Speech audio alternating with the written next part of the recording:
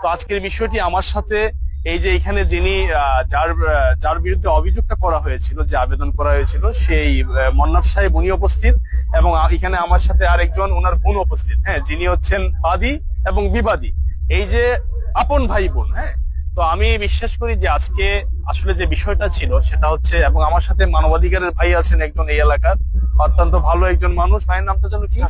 আসিফ ভাই। আপনি কোন ইউনিটে জানি আছেন? জাতীয় মানবাধিকার ইউনিট। উনি জাতীয় মানবাধিকার ইউনিট নবাবগঞ্জ শাখার। উনিও আমাদের কথা শুনে এই বিষয়টার জন্য এসেছেন। আপনারা জানেন যে বাংলাদেশে আমরা প্রত্যেকটি জায়গায় স্বচ্ছতার জন্য এবং আমরা বিকল্প বিরোধ নিষ্পত্তি, যেটা সিপিসি আইনেও বলা আছে, সেটার জন্য দুইটা পক্ষকে নিয়ে একবার বসার সুযোগ আছে, এবং দুইটা পক্ষের কাছে আমরা আবদার করতে পারি স্থানীয় সালিশ সামাজিক ভাবে যে ওনারা সমাধান করবেন কিনা। যদি না করেন তাহলে সেটা কোর্টের মামলা যাবে, মামলা চলমান যেভাবে আছে সেভাবে চলতে থাকবে। তো সেই জায়গা থেকে আমার সাথে স্থানীয় প্রবীণরাও এখানে আছেন, আরেকজন মুরব্বী ছিলেন, চলে গিয়েছেন। আমরা যেটা বলতে চাচ্ছি যে এই বিষয়টি আজকে এখানে বসার পরে আমরা যে জানতে পারলাম যে ওনার যিনি বাবা আছেন, বাবা জীবিত অবস্থায় ওনাকে যে জায়গাটুকু ছিল সবকিছু দিয়েছেন। তো যে কোনো মূল্যেই হোক, উনি যেহেতু দলিল করে দিয়েছেন, উনি মালিক হয়ে গেছেন। সেই জায়গা থেকে উনি একটি উজ্জ্বল দৃষ্টান্ত স্থাপন করেছেন এই যে মন্নাফ সাহেব। আমরা দ্বন্দ্ব চাই না।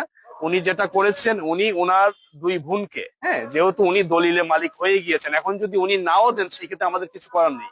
আমাকে যারাই দেখছেন দেশ বিদেশ থেকে, আমি সবার উদ্দেশ্যে বলবো, একবার যদি দলিল হয়ে যায় এবং যে বাবা দলিল করে ছেলেকে, ওনার সম্পদ উনি কাকে দিবেন সেটা একান্ত ওনার ব্যক্তিগত ব্যাপার। উনি জীবিত থাকা অবস্থায় ওনার ছেলেকে দিয়েছেন এবং উনি মারা গিয়েছেন প্রায় 94 সালে মারা গিয়েছেন। তো সেই ক্ষেত্রে এখন উনি যদি আমরা বিশ্বাস রাখি ওনার বোনকে বঞ্চিত করবেন না, যে দুইজন বোন আছে এবং সেটা উনি আমাদের কাছে প্রকাশ করেছেন, উনি বঞ্চিত করবেন না।